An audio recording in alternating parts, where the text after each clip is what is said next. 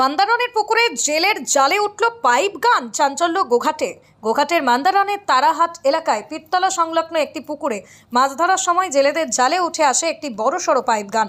সোমবার সকালে এই ঘটনাকে ঘিরে এলাকার ব্যাপক চাঞ্চল্যের সৃষ্টি হয়। খবর পেয়ে দ্রুত ঘটনাস্থলে পৌঁছয় গোঘাট থানার পুলিশ। উদ্ধার হওয়া আগ্নেয়াস্ত্রটি পুলিশ হেফাজতে নিয়ে যাওয়া হয়েছে। কিভাবে অস্ত্রটি ওই পুকুরে এলো এবং সেখানে আরও কোনো অস্ত্র মজুত রয়েছে কিনা তা খতিয়ে দেখছেন তদন্তকারী অফিসাররা।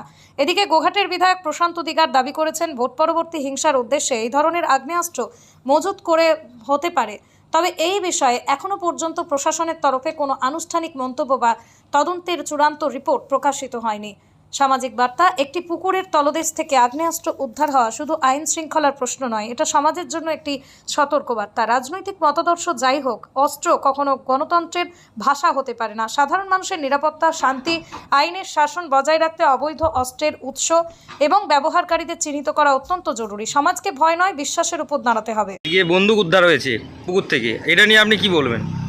দেখুন, বিষয়টা হচ্ছে, আমিও শুনলাম এই কিছুক্ষণ আগে যে সকালবেলায় জেলেরা আমাদের গোঘাট থানার তারাহাট অর্থাৎ মান্দারন অঞ্চলে ওইখানেতে একটি পুকুরেতে জেলেরা মাছ ধরতে নেমেছিল।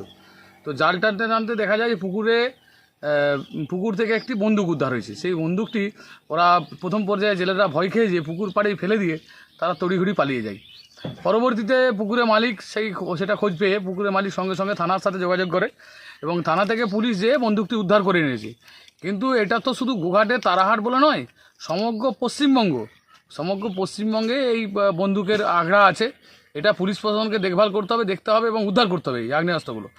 মূলত এইখানকার গ্রামবাসীদের, তারাহাটের গ্রামের বাসিন্দাদের দাবি যে এই যে গোঘাটের তারাহাটে যে বন্দুকটি উদ্ধার হলো পুকুর থেকে, এটি ওনারা বলছেন যে ভোটের আগে ওখানে শাসক দল যে ছিল তৃণমূল কংগ্রেস, সেই তৃণমূল কংগ্রেসের দুষ্কৃতীরা এলাকার বা গ্রামের মানুষদেরকে হুমকি দিয়েছিল যে ভোট মিটে যাওয়ার পর, রেজাল্ট আউটের পর তোদের একটা একটা করে লাশ ফেলে দেবো, আমাদের কাছে প্রচুর বন্দুক আছে, বম আছে, আগ্নেয়াস্ত্র আছে, আমাদের ওদের ছিল যে ওদেরকে সব মারধর করবে এবং মেরে দিবে, এরকম হুমকি ছিল।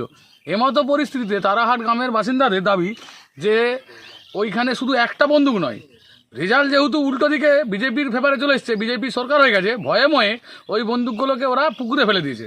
তো বন্দুক একাধিক আছে, পুকুরে তো আছে, পুকুরে আরও বন্দুক উদ্ধারের জন্য ওরা দাবি করছে গ্রামের লোকেরা।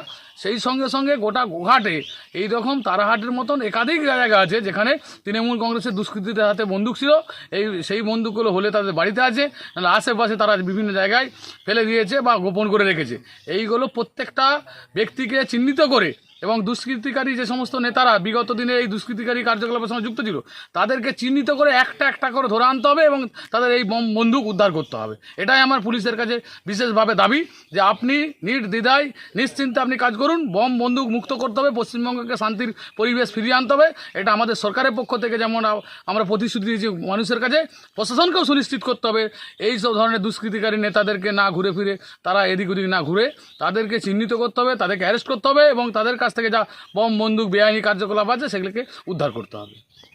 নার্সিং হোম, এখানে অভিজ্ঞ ডাক্তার দ্বারা normal, caesar, high risk pregnancy, delivery সহ সমস্ত অপারেশন সুলভে করা হয়। Doctor Kalidas Ghosh MBBS, MD gynae, DNB, FICOG, অভিজ্ঞ প্রসূতি ও স্ত্রীরোগ বিশেষজ্ঞ, কোর্ট রোড, আরামবাগ বাস স্ট্যান্ডের সন্নিকটে।